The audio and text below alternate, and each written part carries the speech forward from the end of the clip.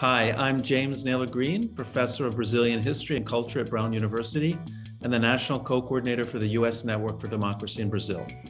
This program is part of the Democracy Observatory and is supported by the Washington, Brazil office. This is Brazil Unfiltered. Today, I have the pleasure of welcoming Gregório Duvivier. Gregório is an actor, comedian, and writer. He is the host of the weekly HBO show, Greg News, and one of the creators of the YouTube channel, Porta dos Fundos. Gregório is also an ambassador for the Washington, Brazil office. Gregório, welcome to Brazil Unfiltered. It's great to have you with us today.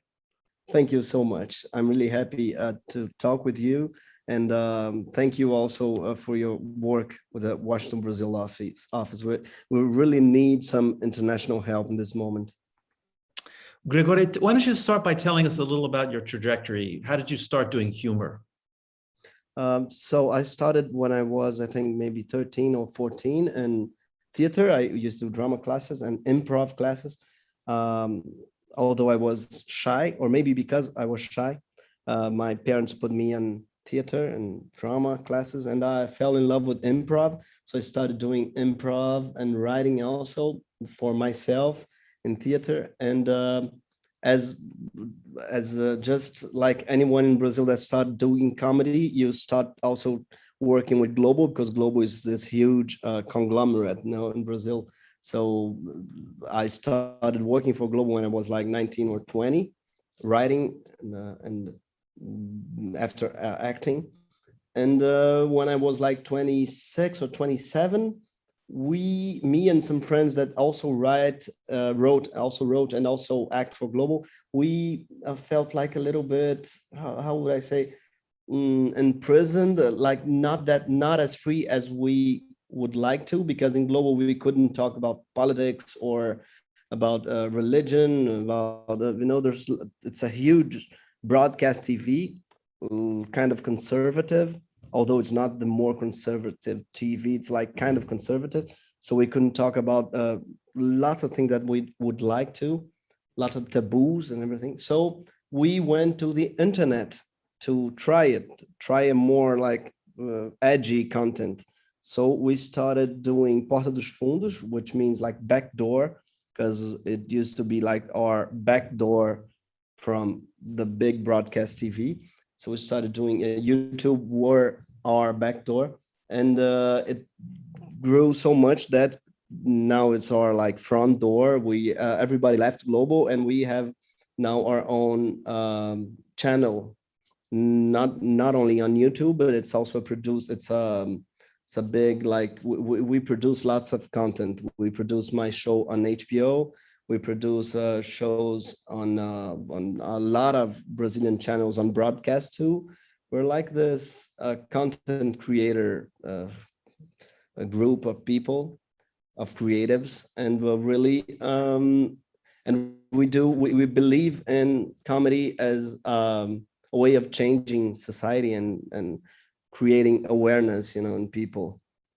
I must confess that my favorite of all your skits, and maybe I haven't seen them all, is when you're waking up one morning and you discover you're being dubbed and you have a different voice. I think it's just hysterical. I love watching it and showing it to my friends. So, over the years, you guys have been doing a lot of skits that played with traditional religious symbols, stories, or myths. And what kind of backlash did you get from those humorous critiques about religion in Brazil? Well, we got a huge backlash because, like, Brazil, maybe not everyone knows that Brazil, it's like this. Of course, we have a beautiful carnival, we have like a beautiful, lots of party and everything, but it also is a really, really Christian conservative country. And so we're not used to laughing at religion. No, it's like this big don't in comedy in Brazil. Used to be. We love to laugh at religion, where although there are some religious people on backdoor, we're not all atheists. We love, like, because it's a big taboo here, so we love to laugh at that. Especially Christian fanatics. We love to laugh at them, because in Brazil we got like those. They are almost like Christian Talibans. Of course, I'm exaggerating, but people who has this really fundamentalist way of reading the Bible. So people started getting crazy and mad with us, and and one day there was like a bomb, a Molotov, right, bomb in our siege. In our studio got like this bomb thrown by people who are like Christian fundamentalists. They have this group that reads a lot like they read a lot like the Al Qaeda. So I'm not exaggerating actually when I say they're like Brazil Taliban, because they read a lot like the Al Qaeda movement. When they got in this guy apartment, there were lots of books that were kind of jihad manual, They found the person who threw the Molotov cocktail? Yeah, they It's called a found Molotov cocktail. Molotov cocktail. Yeah, Yeah. that's it. He flew. He's in Russia, but they found him. They found him. Wow, he fled to Russia, but you later found him. Wow. Yeah. And have you had? Has there been a call for a boycott of your work or lawsuits against you? We got a huge boycott movement because this show was on Netflix. So Netflix got this huge boycott movement all around the world, not only in Brazil. In Poland, lots of people adopted, and lots of Christian countries. And yeah, with Cocktail Molotov, for 2 months or 3, I was like with walking around with always with security. Yeah, for 2 months, and and then we got the pandemic, and of course everyone stopped talking about that. But it was really tense. Considered moving out of Brazil, fleeing, because it's weird, because if this Molotov cocktail were like a huge scandal, and the president or the government says this is absurd, I'm gonna get these guys, no, they didn't say anything, because of course Bolsonaro and the governor and everyone, they were like really like they hate Porta dos Fundos, they hate us, they hate this special, they hate and this guy who threw the bomb was a really big fan of Bolsonaro. So it's like if the government hate us, and they are like, they like this kind of Molotov things. Like it's something that Bolsonaro really how to say, that's Brazil's Bolsonaro's Brazil, this movement, this guys, I think it's like the face of. Have there been other issues that you've raised besides criticism of religion that have also created controversy and opposition from the conservative forces in Brazil? No, the worst for them is, of course, religion. But I know lots of people, for example, and when they talk about abortion is a huge theme. We of course we talked about abortion, but they didn't get that furious, or maybe because the thing that got them really mad with us, which says a lot about them. It's not that we laughed about religion, because we always do. We had lots of skits, but we did this story where like Jesus was gay, and which not as he's gay, not laughing at the fact that he is, but about the prejudice in the society of that time, Roman and everything, if he were gay. So they got furious with that idea, with that speculation. Even if we didn't show Jesus having sex, for example, no, just with that idea. And it's weird because the year before we did a Christmas special where Jesus used cocaine, and there were no problem at all for them. They didn't say anything. The big problem was the idea that Jesus could be gay. And yeah, so there's a lot of homophobia, of course. So you, through your humor, don't reproduce the cliches common to humor in Brazil, such as homophobic jokes. So Do you think do you represent, you think, a change in Brazil in terms of attitudes towards homosexuality, a point of much more tolerance or inclusion?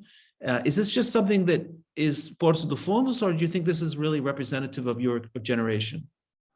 I think it's a generation thing, but Porta dos Fundos maybe was the first of changing that. Maybe, yeah, because since the first sketch, something that we always compromise was not having a stereotypical gay character, which is omnipresent in the Brazilian humor comedy. Like every Brazilian show has this gay stereotypical character, and we didn't. So that was already a big change. When we have a gay character, like that's not the fun thing about him, you know. It's not the way he talks. We didn't have like all because and also women too, because Brazil is still a big thing, like men in wig, and you know, men doing women in a way like kind of a blackface, but with women. I don't have a word for that, but we know the big lipstick and a huge, and doing like a really dumb woman generally. So we don't have that. And I know it sounds weird, maybe for an American. Brazil's really strong, like this idea of men uh, men dressed as women is funny for Brazilian, you know, for lots of people used to think like that. And men also dress like a stereotypical gay male. It's also for a lot of people still funny. And still things, you know, if you go to the global, not that much today, but Record or SBT, the other broadcast company, they still doing the same jokes about gay people in the same way, precisely like the same jokes. Actually, it's not even new jokes. So You now have your own show on HBO, Greg News, and what's that been like? That's kind of, in a way, challenging traditional media and even the way media does news and the way you tell your jokes and make comedy on that. What's that experience been like for you? wow, it's been really exhausting in a way, because every week I have to go deep in a Brazilian subject, and every week I discovered that it's worse than I thought.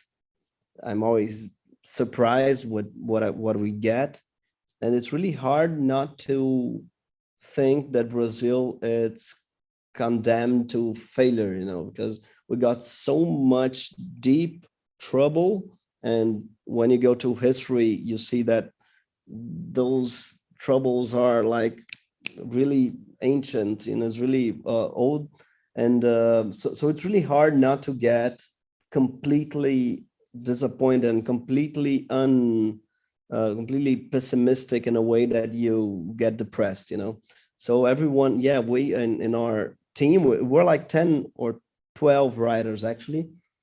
And every time we gotta make some pause, you know, so we go, oh, let's talk a little bit about other things, because otherwise we would be really, really depressed. Listen, you started in 16 when President Dilma Rousseff was being under impeachment process to really speak out against the impeachment. Why did you decide to do that? And as an artist, to take a political stand, the risks involved in maybe ruining your image or your career. Why did you decide to do that in 2016? Yeah, 2016 for me is a big landmark, you know, because we wouldn't have Bolsonaro if we wouldn't have if we didn't have that impeachment in 16. I'm pretty sure. When I saw that, I was pretty sure that things would go really bad. It's like a fracture, you know. It's a hole where rabbit hole. Like that thing was like something that attracted everything bad that happened before. I think because we got an impeachment without crime, you know. So it's a huge failure in a democracy, I think.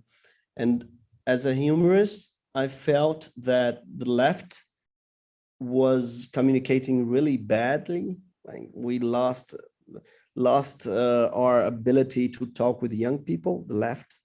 side, PT especially, like they didn't know how to talk. I was in the streets in 2013 against Dilma, not against Dilma, I'm sorry, against specific things like we got a huge, the price of the transportation was high, like how do you say, do ônibus, o preço da passagem. The bus fare increased.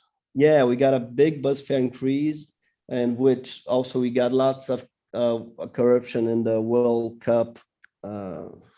We're against the World Cup or against the Olympic, like the big events, since we had a poor country. We're against lots of things, and we go to streets in 2013 in June. So we had some similarities with the Occupy movement, maybe in 2008, like lots of young people furious with inequality and corruption and everything. And Dilma and the PT reacted really bad, because they could like get those people to understand and work like with them. And instead of that, like Dilma and the PT got really frontal with the movements, and the police were really violent. So I felt that lots of people from my age were saw no hope in PT or in the left side, and lots of people my age were going to the right or starting being conservative, because they didn't see themselves in the PT government. And as a humorist, I think it's humor. It's a great way to talk truth, to power or to anyone. I think I think humor is really revealing. It's always reveal something that's not sad. And I thought that everyone is so confused that maybe humor was like a way to help communicating what they should hate, because people, I think we had in Brazil a really confused hate against everyone about the political class. Every representative is corrupt. Every government is fascist. We got like this unpolitical hate, and I think that's really useful for the conservative, for the bigotry. They love this vague hatred. And what I thought in 2016 is that maybe humor could help people to know whom should they hate, and that's what I've been doing. And unfortunately, we've gotten Bolsonaro in this process. What is your assessment of the Bolsonaro government in general? What do you think it means for Brazil? I think it means that the worst of Brazil has won. In this moment, he's not an alien. He's not someone that came from outer space. He's really Brazilian in a way, because he's always existed, but he used to be minority. He used to be like normally he would never be president, a guy like him. We used to have like disputes between Democrats, like people like Dilma e Serra or Alckmin e Lula.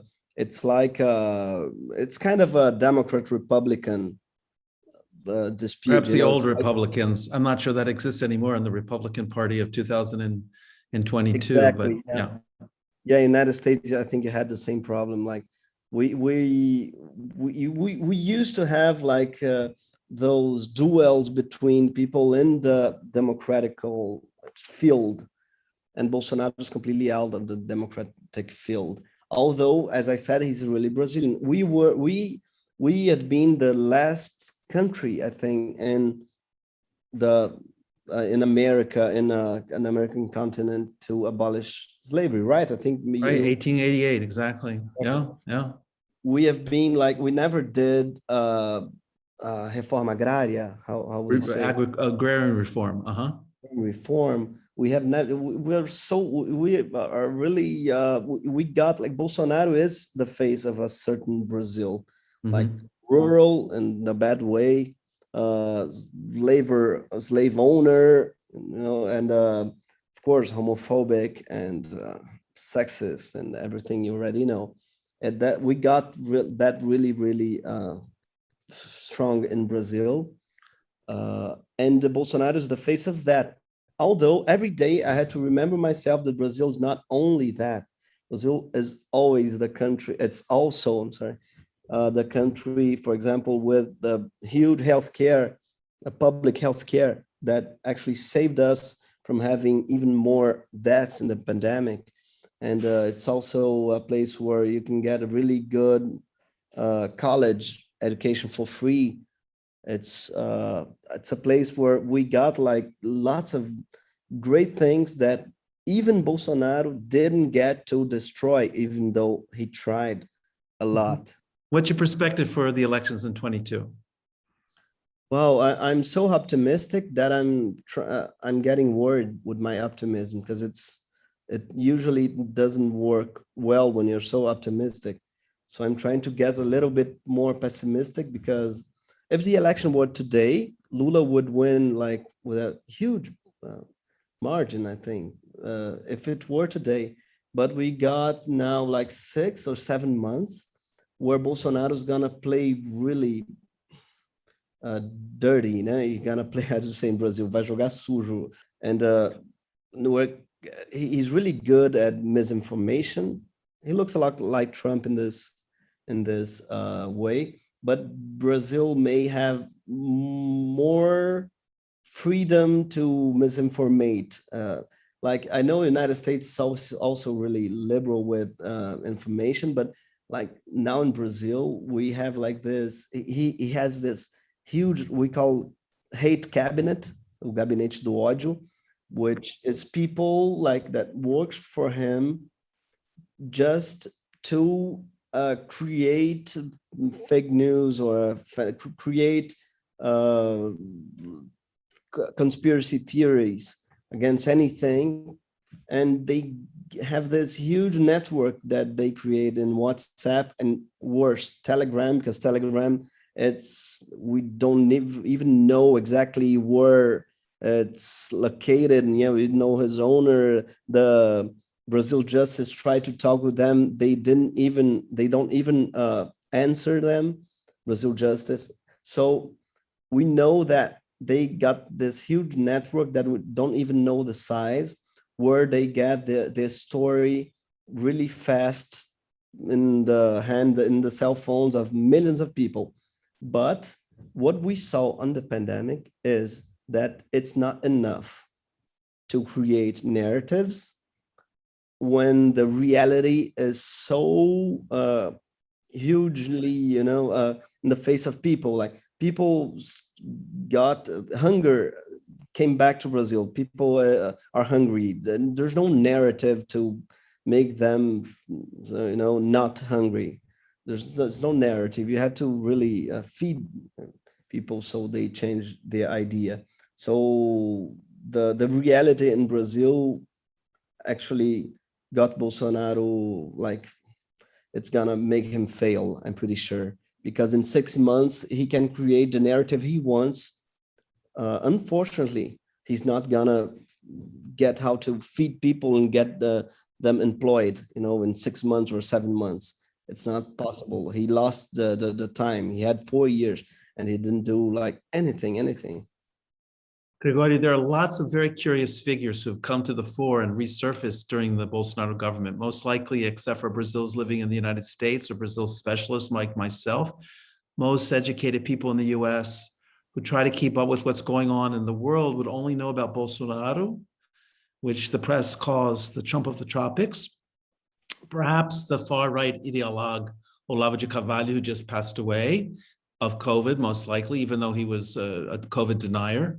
And maybe if they're really paying attention, they know something about Sergio Moro, the judge who oversaw the car wash investigations that jailed Lula and blocked his presidential candidacy, and then became the Minister of Justice under Bolsonaro, is now running for the presidency, even though the Supreme Court ruled that he was biased against Lula in the trial that put him in prison. So I'm going to play a game with you, if that's okay. I'm going to give you course. the names of prominent Brazilian personalities, and perhaps you can tell our listeners who they are, a bit about them. Okay. And if you agree to this, let's start with Bolsonaro's sons. How do you explain them to a US audience or an international audience? Yeah, that's really specific. That's true because Bolsonaro has four sons, actually five, but one is a girl, and he says, "Oh, I'm sorry, I failed, and I have four boys, and then I failed, and I have one." He says that, so I'm not gonna talk about her, even also because she's really young. She's the youngest. But from the four sons, there's they all work like for him, even though they are deputies, representatives. I mean, they don't work in the Congress, even though they should, but they don't. They work for him. One, Carlos Bolsonaro, which is famous like as the most crazy one. He tweets things that are completely incomprehensible. Like it's impossible to understand what he tweets, and it's kind of surrealist, and he really looks mad. And he's a guy like from social network. He may be the most important for Bolsonaro because he's a social network phenomenon. Not like he's, he got big on Twitter and for the social net before anything. So his son Carlos is maybe the most important of them because Bolsonaro he, gives them numbers, doesn't he? yeah, he gives it, yeah, exactly. Although I didn't know that he's a, yeah, he's a third, I think. 03.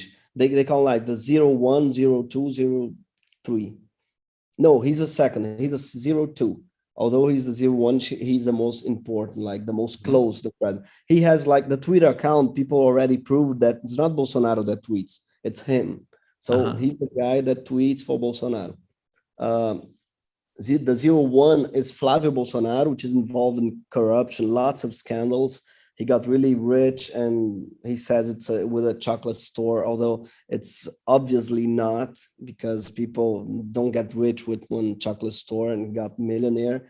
And he's also involved with the militia, like the people, that kills. In Brazil, we got this mob, which we call militia. It's kind of a mafia, Brazilian mafia, which Bolsonaro is really close to. uh, and Flavio's the closest one. He got, when he was a deputy, he got lots of medals for mob people. He hired people from the mob in his cabinet. So he's maybe the most dangerous and most corrupt one. The 03, Eduardo Bolsonaro, is the one that they think it's the most smart, maybe the most intellectual, because he speaks a little bit English, and he always goes to United States. He's so fond of United States that his daughter is called Georgia, because it's used to be a Republican state, which is funny because just after he called his daughter Georgia, Georgia swinged and elected Joe Biden. So he's not very lucky, and he was like the most American one. He dreamed of being ambassador, and Bolsonaro was going to nominate him ambassador, but he couldn't. It was so absurd. Everyone said that doesn't exist. The Itamaraty, which is like our foreign office and everything, said it wasn't possible, and also said so he didn't. And that's Eduardo Bolsonaro. And the fourth one is the most insignificant, the 04. He is a gamer. He spends the whole day gaming and talking shit in TikTok. He's big at TikTok, so maybe he's a way of Bolsonaro getting the post millennials like Generation X or something to like him. But he's the Mhm. most stupid also. He has any ambition, I think. And what about Marcelo Crivella, the evangelical pastor and the former mayor of Rio de Janeiro, your home city? Tell me about Exactly. him. Man, it was a nightmare in Rio. It was like the worst president the worst mayor we ever had, because he is not a mayor, he's not he's a pastor, and a singer, a terrible singer. And he was also a terrible president. I'm sorry, terrible mayor. He like Rio, which is used to be a really progressive city, right? Rio is the city of carnival, city of samba. the city, like it's a really cultural city with lots of, it's like every artist in Brazil, no, of course, but half of the artists in Brazil live in Rio. So really a artistic city, and really progressive, of course, liberal and everything. And we got like this pastor, which is not only a pastor, but a fundamentalist pastor. He said that, of course, homosexuality is a sin, but not only that, African religion were thing of the demon, thing of the, The devil? The devil, exactly. The devil, it's possession, is thing of the devil. And in a city that has a lot of African religions, Rio, which really has Umbanda, Candomblé, has a tradition in African religions. And Rio in this moment is, it's a really sad city because we got just 4 years of this guy. He fought against Carnival because he thought it was like a sin or something. Rio de Janeiro. Of course, he didn't end Carnival because it's huge, but he tried to, and he ended really unpopular. At least he didn't get re-elected, but just the fact that he was elected was a big deception. I love Rio. I'm from here, and I still don't get how he could be elected. So we have Bolsonaro. Jair Bolsonaro is the candidate for the presidency again in 22, and he's around 25% in the polls today. He got 55% when he was elected president, but he's dropped in popularity significantly. That could change, of course. And then we have Luiz Inácio Lula da Silva.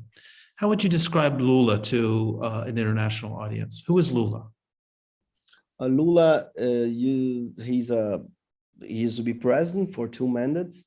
He ended really popular the second mandate. So he was as popular, so popular that he elected Dilma, which people didn't know who she was. Like in Brazil, she was not it never had been elected for anything, not even mayor or anything. And Lula elected her as a president. That's how popular he was. But then Dilma didn't make a really popular government. She was impeached for, as I said, a ridiculous reason. And Lula got in jail because also a ridiculous reason, something really set up, a staged sentence, like something that had not any substance, any crime. And the thing is, now he's really popular again. People miss him. People miss Lula's times where like he was popular for a reason. Brazil grew a lot. Brazil grew. Lots of people were employed, and he ended hunger in Brazil, which is huge. Brazil had suffered a lot with the hunger and all over his history. And Lula ended the hunger in Brazil with just a program called Fome Zero, zero hunger. And then also he put lots of kids in school with Bolsa Familia, which is like it's a universal income, but not universal, just for people who put his kids in class. So lots of new families put their kids in class and didn't starve from hunger. So it was really popular because he did like something that anyone never did in Brazil, which is fight misery, fight inequality. But he has also some problems, like he fought inequality, but he also, in his government, the rich people got richer. And he was really he's not a socialist, he's a guy that believes in an inclusive capitalism. So everyone he believes that poor people can get rich and without taxing, the very rich. He's not like this guy's gonna tax. He's not Bernie Sanders.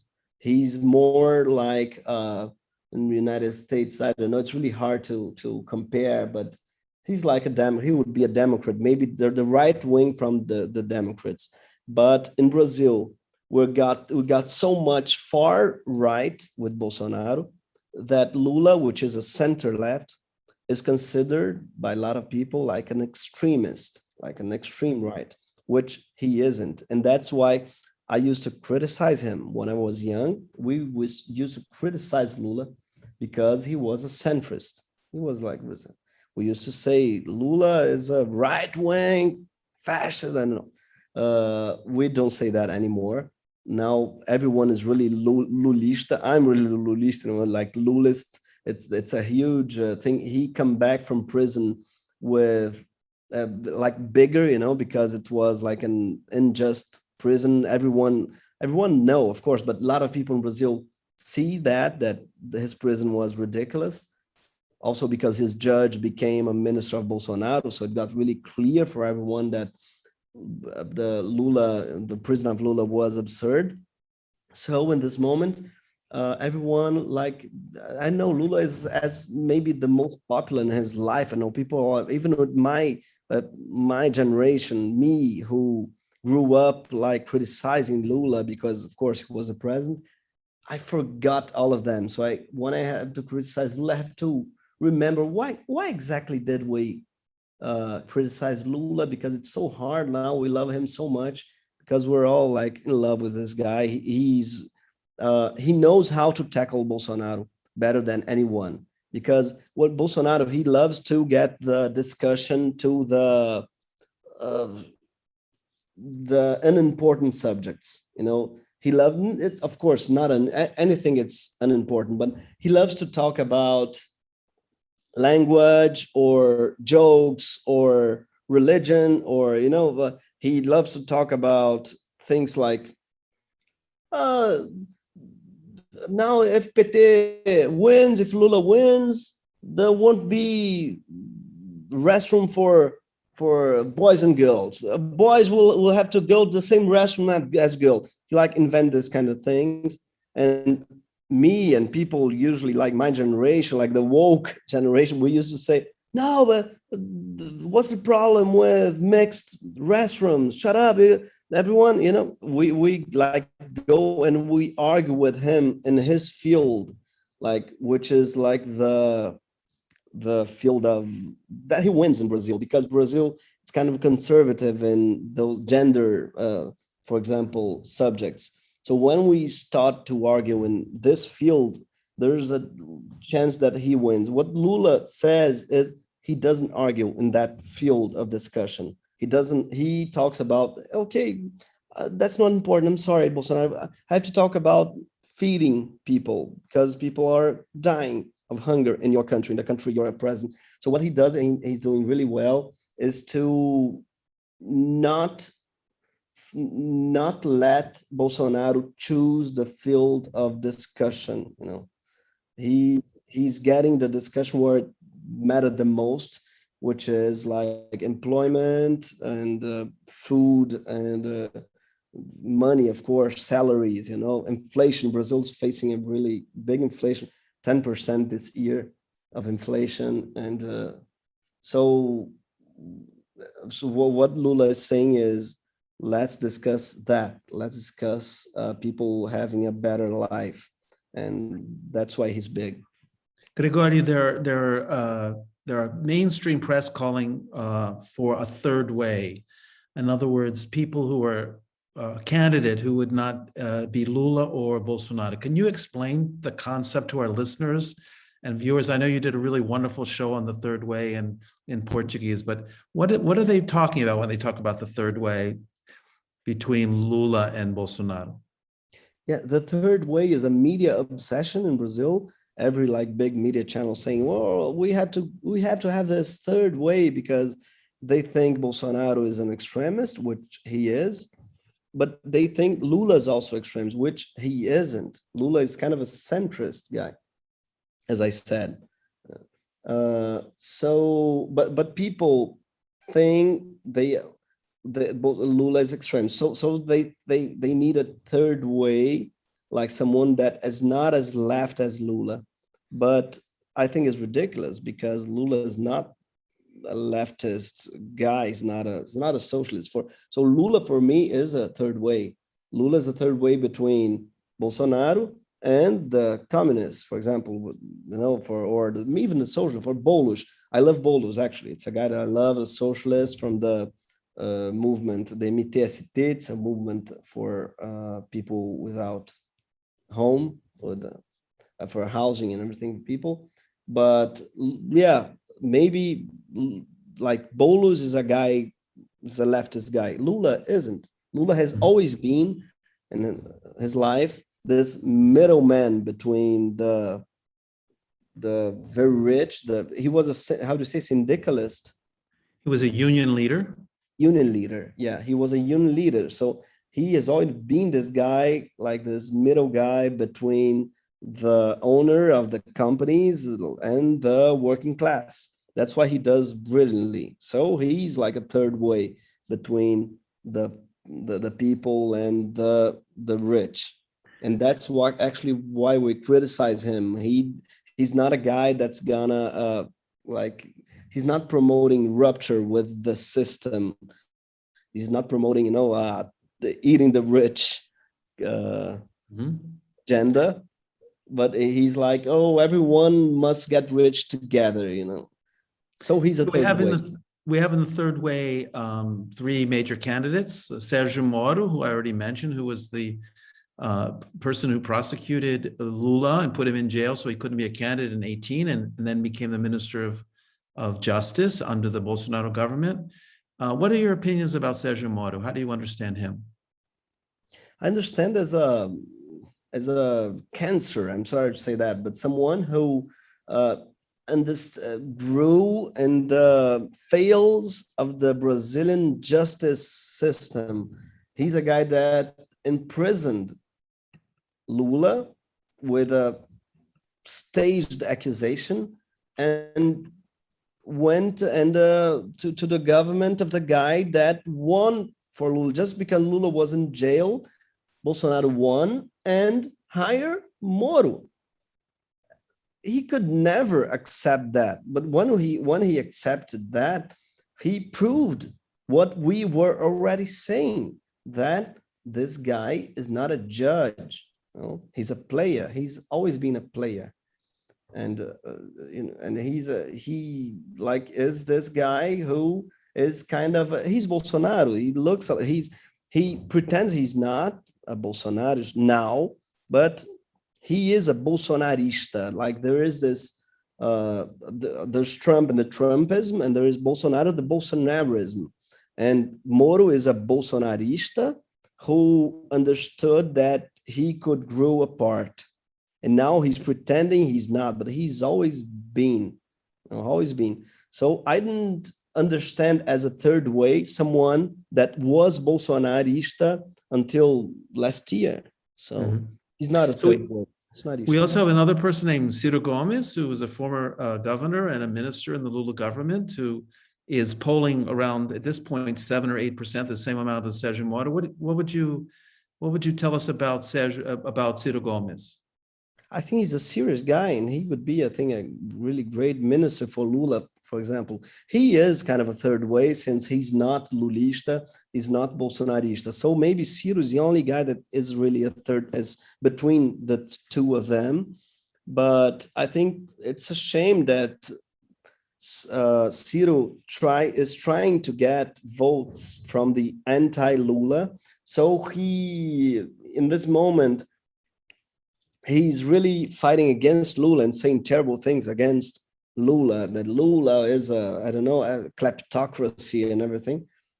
Stuff that I didn't think that he believes, but his strategy now is to beat Lula and Bolsonaro. So he tries to get in this space, and I don't think there's any room here, between the two of them, because people who love Lula is not gonna tolerate someone that says terrible things about him, and people love Bolsonaro will not tolerate Ciro also from the same reason. I think there's two big passions in Brazil in this moment, which are Lula and Bolsonaro. There's not any room for other people, which is a shame, I think, because I would love to see more options, especially on the left side. I mean, Lula is so big, is so charismatic, and he's like in the right moment. There's this huge charismatic appeal to him. Everything that he tweets goes huge. Every things that he says is like going really big, and people. It was really a great moment of his career that there's not anyone in the left side will gonna go. We're gonna put his name in this election. Even I thought maybe it would be good. So now in this moment in my field, I consider myself as a socialist, and I think that it's really important for us to stand where we are, even if we stand with Lula, of course, but to get Lula, for not to get Lula to understand that he also has to talk and to understand that there is a tension in both sides, not only so he goes to the center, but also so he comes back to the left. We need also to be heard and understood. So it's really important to make pressure to Lula, to dispute Lula, So I think he is in dispute in this moment. So, for example, environmental reasons, we have to make pressure because he's not an environmental guy. He's a guy that doesn't understand the centrality of this subject, even though, of course, he's a lot. His government was the best one in history, in Brazil history, in environmental subjects, even though it wasn't sufficient. It wasn't enough if we consider global warming. He's not aware of the urgent of this the urgency of this subject, for example. So we have to make pressure in Lula. So then in this moment, more than thinking about new people that could come and participate and be a candidate, I think everyone left should pressure and seduce Lula, to the important subjects. I think it's the only way of changing things, unfortunately. So there's one other final candidate in the third way, which is João Dória, the governor of the state of São Paulo, who's doing very poorly in the polls, coming from the party of Brazilian Social Democracy, which had produced the president Fernando Cardoso, but he's not doing well. Do you think he has any chances at this point either? No, not at all, not at all. Yeah, because there's a lot of worries for him. He did a great job vaccinating São Paulo. São Paulo was the first state vaccinating, and Dória made a great job vaccinating everyone. But he's not a national-wide candidate. There's lots of, I think, problems with his candidacy. For example, people don't know him, and Northeastern, for example, people don't know, and people who knows him understands him as a really São Paulo guy, And Brazil has a trouble relation with São Paulo. Usually our presidents they don't come from São Paulo. In our history, we got one or two presidents from São Paulo, and it's the biggest city. But people think they see São Paulo as the arrogance of rich people, and Dória is a really rich guy. So I don't think the Northeast would empathize with a guy that rich from São Paulo. I'm pretty sure he wouldn't grow more than 3 or 4%. Yeah, it's not likely, I think. Bolsonaro and Lula are really popular guy, in the sense not only popular in the sense of approval, not that, I mean, they are popular, they look popular. People see them and see people like them, people look at them and that's maybe a difference from Brazil and United States. I don't think that a guy like Trump would be that popular in Brazil because he looks a lot like a very rich guy. He's very rich and he looked very rich. And Brazil, even Bolsonaro, who is a very rich guy, he has to make this staged thing that he's poor and he makes a lot of meals in the streets, sitting in a plastic chair and eating a hot dog. He staged those kinds of meals because he knows that for a Brazilian, it's really important to feel that the president is not a rich guy. So Doria and Sergio Moro also, they are perceived as rich people, and that's a big deal, I think, for Brazilian election. And finally, there's someone who's not running for president, Damares Alves, who is the Minister of Women, Family, and Human Rights in Brazil. Any comments about her? Yeah, Damares is maybe the most dangerous minister of Bolsonaro. She is like that character from Handmaid's Tale. Like, I forgot her name. Like the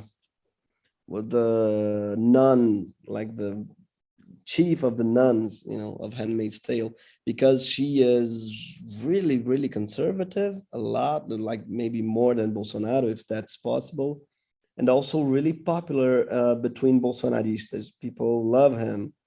She has this charismatic way of talking like a grandma, and people kind of empathize with her a lot more than the other ministers of Bolsonaro, which are like they are, yeah, all unpopular. I think there's not a one popular minister. Just Damares. Damares is really popular and really, really, really dangerous because she's the most conservative one. For example, there was just to understand who Damares is, there was a girl who got the right to make an abortion, because in Brazil, even though it's not, you don't have the right to do an abortion, you got some specific cases where you can, for example, rape. So this girl was raped, which it's a terrible story. She was, I think, 14 or 15, a really, really sad story. And she got the right to do an abortion. Damares discovered the hospital where she would do an abortion and send the hospital, the address, to groups, anti-groups, allegedly pro-life, who went to the hospital to protest and to not let her do the abortion, So she's a minister of Bolsonaro. And so that's the kind of person we're dealing with. Has no humanity at all. So she's not only, it's not conservative is not the word, it's worse than that. She's like, yeah, unhuman. I think someone who does that with a kid, it's like unhuman. It's I have no words. So, Gregório, just to finalize our program today, what would you say to Brazilians living in the United States or friends of Brazil in the United States or abroad who want to support and defend democracy in Brazil? What role do they play in the politics of Brazil, in your opinion? I think they play a huge role because Brazil is it's a country especially faced to the foreign countries. I mean, Brazil is a country that has this advantage and also this problem, is that we care a lot about the foreign opinion. Bolsonaro, for example, it's all the time he's trying to pretend that he was a friend of Trump, for example, because he used to love him. Or now with Putin, for example, he's putting a lot of memes in the internet that he's responsible for not invading Ukraine. He's alleging that.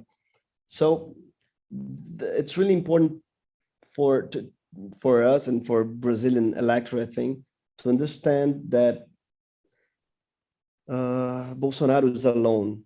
Bolsonaro is not backed up by the international community. I think that we in Brazil, we got our history has always been really influenced by the other countries, like our coup in 64 had lots of influence of the United States and before, of course, our independence in 1822 had a lot of influence from UK, and then the end of slavery in Brazil was like something that UK influenced not for good, like only good reasons, of course, but for a lot of reasons. So we have always been really influenced by other countries in our history. That's the story of every third world country, I think. So Bolsonaro would not have been elected, I think, if it wasn't for Trump, because he has lots of things in common, and Trump opened this box of Pandora, where people open and say, it's possible. Every idiot in the world can be elected. You don't have to be presidential. You can be everything you want, and he opened this possibility. And the Brazilian rich middle class is really fascinated with the United States. The Brazilian wealthy, they dreamed of being North American. So they started dreaming of a Brazilian Trump. And when this guy completely like insane, at the same time conservative and sexist, but at the same time also liberal in the economy, and at the same time also funny and a weird way. When they saw this guy, say, "No, it's perfect. That's Brazilian Trump and everything." So why am I saying that? Because if Trump is responsible for Bolsonaro, maybe the fall of Bolsonaro may also come from this disrespect and this movement coming from the international community. We Brazilians have to understand that to have Bolsonaro would isolate us from the rest of the world. Well, Bolsonaro is making us a pariah, and a pariah, what you say. Right. And what Brazil has, I think the most precious thing we always had is this soft power that may come from our sympathy, or I don't know, the samba, the carnival, the people used to like us. When we traveled from Brazil, when you go in foreign countries, people laugh when we used to say, "Wow, I'm Brazilian." People laugh, "Wow, I love Brazil and soccer and samba and everything." And now people say like, "Oh man, I'm sorry about Bolsonaro." Everyone got kind of sad when they hear that you're from Brazil, and I think that's really important. I think people to understand and echo that Brazil is more than Bolsonaro. That's what I dream. Exactly. People are not. I'm really sad that people now understand Brazil as Bolsonaro's land. Because Brazil is. Let's hope that changes, and then in 2023, people start having another image of Brazil. Gregório, I want to thank you so much for joining me today on Brazil Unfiltered. It's been really wonderful to have you here. And thank you for being an ambassador of the Washington Brazil office. And we'll keep in touch. Thank you so much for the invitation. And let's hope for a better Brazil in 2023. I hope you enjoyed the interview. We have many exciting things planned for this year. Brazil Unfiltered is part of the Democracy Observatory and supported by the Washington Brazil office. Later this month, the channel will debut a monthly program called Dialogues for Democracy, or Diálogos pela Democracia, that will feature debates between experts from Brazil and the United States. Stay tuned. And if you're watching on YouTube, don't forget to like the video. And if you have not yet subscribed, please do so. If you're listening on Apple Podcasts, please give us a 5-star review to help other people find the program. Until next time, até a próxima.